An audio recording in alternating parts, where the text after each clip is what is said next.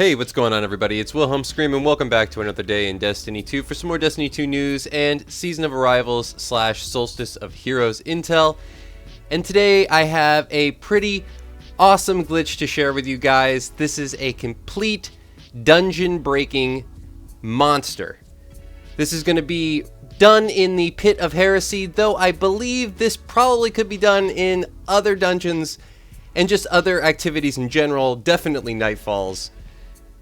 Possibly a raid, not totally sure, but you're going to want to know about it and you're probably going to want to take advantage of it before it's patched, because if you're going for a solo run or a flawless run or a solo flawless run even, this is going to be something you're going to want to know.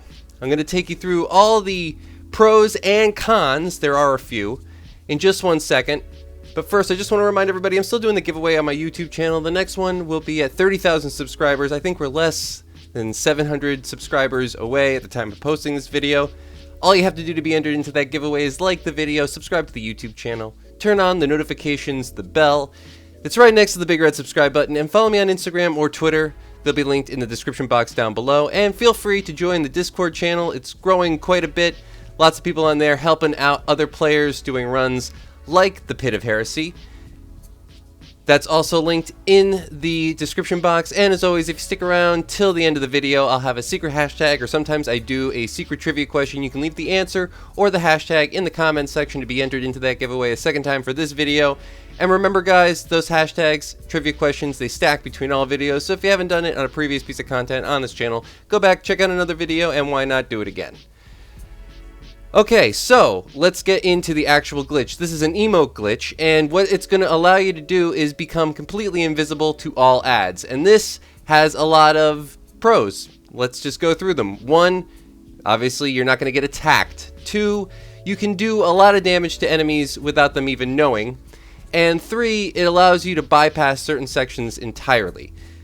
The cons are that a lot of things that you would normally need to activate in the course of doing this particular dungeon and other dungeons in general will not activate. For this case, the platforms that allow you to go up to the top of every tower and go back across, so you're going to want to know where your paths are before you actually just dive into this. You're going to want to know exactly the best ways back up, because you're also going to need to return to the initial tower where the original knight is that you pick up the sword to actually retrieve that sword more than once. So it's going to be a little bit longer of a process, but as you can see, I'm not getting attacked by any enemies, and I can do as much damage to them as I need.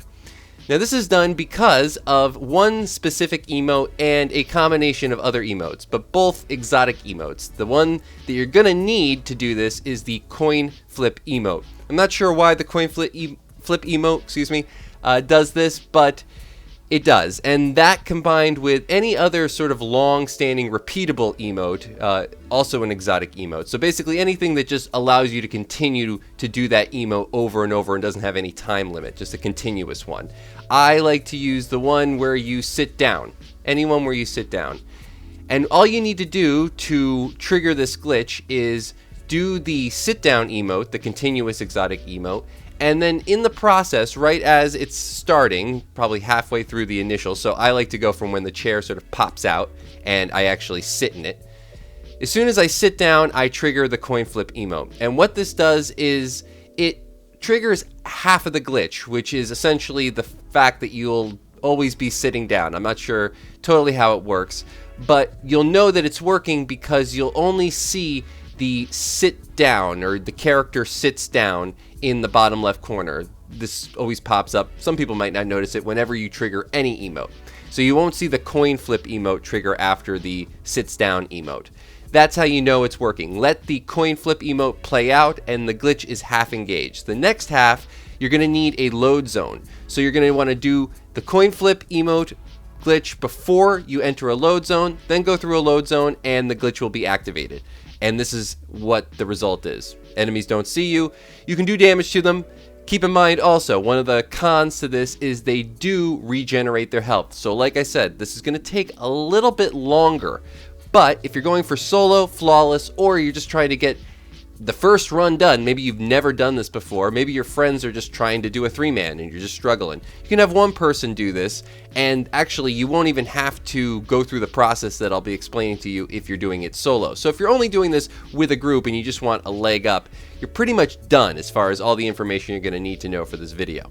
But if you want to go further, if you're doing this solo, like I said, certain damage will always be restored. So you're going to need to probably go back and retrieve another sword on occasion. Now the damage that doesn't get restored is your super damage. And when you're holding the relic sword, you actually get a lot more super energy quicker. I think it's almost 3 times the recharge rate.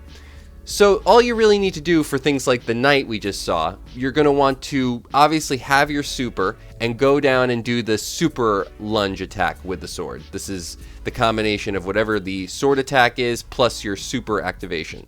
And that will do super damage to them through the sword, and that will completely sustain. That will always be there. You won't lose that damage done to that particular enemy. Now this really only comes into play when it talking about the mini bosses. So that is the wizard and the knight that you just saw me fighting.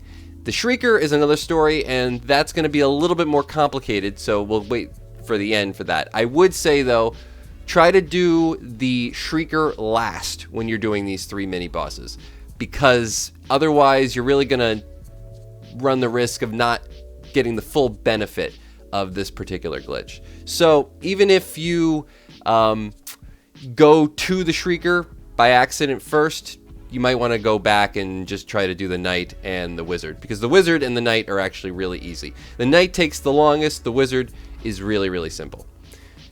So retrieve a sword again, go back in and wait for your super to be charged, and then go up and do super damage to the knight. You see, I already did 1, and that damage will retain. Now even if you swing at this point, you cannot actually finish this knight doing this sort of attack. It won't work. This is because of the glitch. So you actually have to wait for your super to come back. But the sword will stay, the super charges fast, so you really don't have to wait that long. You can obviously just continue to swing away and see if you can get it done, but I'm positive you won't be able to. So just wait for your super, and then finally finish him off. Boom. I would then go back and get another knight. Another tip that I would say is you can reset this dungeon many times, and I would try, unless you get lucky on the first time, if the points that you have to go to are really all over the place in this section, try to get one where there's one at least close to where you first have to actually pick up the sword. And then maybe if you can go down levels rather than having to come back up or across, just to save you some headache of having to jump in this complete dark area. And it really is dark. That's not just your screen right now. That is actually what this dungeon looks like, for those of you who might not be doing it that often or who are attempting this for the first try. So then I would make my way back up to the knight, get another sword, and then we're going to try to go to the wizard. Now the wizard is really easy. Just throwing damage like you need to do with the sword is what will work. You just hide underneath her is actually what I was doing, and you'll completely wear her out in a few minutes. Maybe not even. It's definitely the easiest one of these 3 mini bosses. The Shrieker, on the other hand, is a little bit more difficult because obviously you cannot actually do damage to the Shrieker unless the Shrieker fires at you and you block the damage back at it. So that one you're actually going to need to undo this glitch, and it's pretty easy to undo. All you need to do is another emote, any other emote, and you're out of it. Or if you die, of course. But again, we're trying to get through as much of this as we can without actually dying. And even if you're just doing this solo, you're not going for a flawless, this is something I would do for this first section just because it's going to help you clear out so much of it. Even if you die in the next section, you know, I mean, it'll definitely help you as far as just, I never really concentrate so much on time in this, and like I said, it's a little bit slower, but if you're solo, you're not worried about time. You're just going to take your time and be methodical. So what you're going to need to do for the Shrieker, and I'll show you again when we get there, But that one you're actually going to need to undo the glitch and just sort of do damage to the Shrieker as you would normally. But for the wizard, you can see you can just get right underneath and do damage. They won't move. They won't even... I don't think they'll recharge any of their health because you're actually doing damage through the sword in this case. And for some reason, damage with the sword directly versus damage with the sword through some sort of shot attack or range attack, that's a big difference. Apparently, even if you're invisible, that works. But the close damage, they will regenerate, so you have to finish them off. So now we're going to make our way down to the final room. And like I said, this was a optimal run because everything was a little bit lower than the next one, which was great. And the one that was first was right next to A, the top one where you actually get the sword.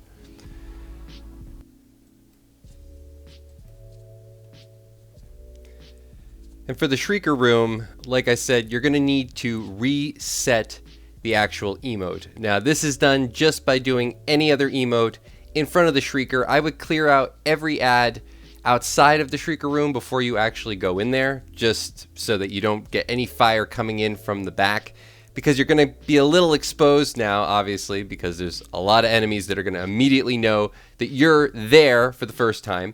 I would also go in and clear out the ogres on either side of the Shrieker before you actually undo the actual coin flip ghosting glitch. And that's really going to be it for all the information as far as things you're going to need to know. Moving forward, obviously, you can take advantage of things in the boss room and the rest of the rooms as you need it. At the beginning of every new section, I would redo this glitch. So again, all you need to do is do the sit emote or any other continuous emote, and then do the coin flip. Make sure you don't see coin flip actually triggered. Let the coin flip play out, and then go through the next load zone. And for the ogre room, the ogres won't be able to see you. You can obviously make it even easier in that room by doing the oracle stacking glitch, which is just essentially duplicating the ball. Some people call it the ball duplication glitch, but that's fairly simple, and I'll sort of show you that as we play through, because I'm going to let the video just sort of play out. But quick little reiteration of what that involves. Simply, you just want to swap weapons at the exact same time that you're inputting the ball. Literally at the exact same time, maybe even slightly before swap weapons and then input the ball. And you can use one oracle to get through all 3 of the different doors that you have to unlock for the ogre room. Though it's not really that big of a deal. It's probably best used when you're not invisible, but the fact that you will be invisible if you do the initial glitch outside of the ogre room, then they won't be able to see you. So you could just go and kill any enemy you need, get the another oracle, and then unlock the next room. So it's really not that big a deal, but I would still do it. And then for the room after that, which is the plates, which is the room that I never seem to be able to get through solo. It might only be able to be done on a Titan, and I would suggest a Titan is probably the best class to actually do this. Warlock, it is possible, I'm sure, with the right build. I don't think I was quite well equipped enough.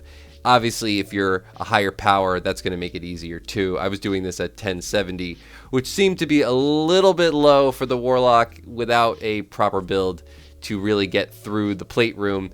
Because even, like I said, with a well and the healing being done, you're still taking a significant amount of damage. Whereas if you're in a bubble, like the Titan can, you actually get a damage buff to yourself, and you really don't take any damage while you're in the bubble. So you're not even like getting a drop in damage and then a refresh. You're literally not taking any. You just have a continuous overshield. So a bubble would probably be optimal, I think, just in general of trying to get through that room solo, as I'm sure many people have tried and failed in that room, and I'm just one of you. But you can obviously bring the invis glitch into that room for the first kill, but then you're going to need to undo it again because the plate will not actually read you being on it, and you need to step on it every once in a while. But if you throw up a bubble and you do the ball duplication glitch in that room, again, the Y swap while inputting, I'm doing this on a controller, so whatever your swap weapons is while you input or while you dunk, that's what you're going to want to do. you can actually get through that room fairly quick because you can just use one ball instead of having to pick up 6 separate ones. And you can do that for the boss room as well. And you can actually, in my opinion, the boss room is probably the easiest place to actually use the coin flip glitch, because once you're in there, the enemies don't really need to see you. You can go and get one of the swords from the sword bearers and then just kill the wizard. You don't have to kill the shrieker in that case. The shrieker obviously is the only one you can't kill, and is normally actually the easiest one to kill. So you'll just have to focus on the wizard, but the wizard won't see you. Do damage to the wizard, pick up the ball or the orb, deposit it using that duplication glitch in all 4, and then you can do a damage phase. You won't be able to one-shot the boss, but you can do slow damage over time, and that's a fairly easily repeatable process. No enemies will see you, so I actually think the boss is probably the easiest spot. The only part that's really difficult, I think, is going to be that plate area, just because. So, thank you all so much for watching today. I'll let the video just play out for a little while now, just to show you the ogre room, and if you haven't ever seen the ball duplication glitch before, you can see that. The emotes that you see me doing here, this is to actually get the glitch to trigger. So as you see, I see Wilhelm sits. I do not see flips a coin, but I let the coin flip play out, and now the glitch is engaged. Have fun with it, everybody. It's a pretty big game breaker, in my opinion, at least for the Pit of Heresy. I would wonder if this could be used in Prophecy Dungeon or any other place even better, even more viable. As far as what you can do and what you can't do. Stick around till the end of the video for that secret hashtag, or maybe I'll think of a trivia question. As always, thanks again so much for watching and subscribing, and we'll see you at the end.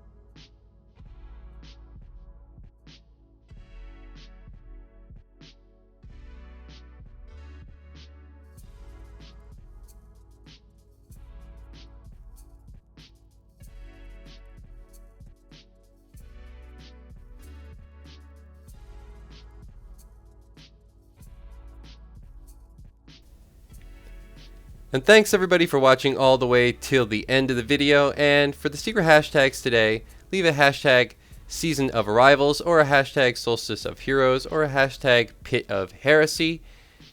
Any of those I will accept today. No trivia question for this video, but I'll try to think up one decent one for next time. As always, I am Wilhelm Scream. Of course, we will see you later.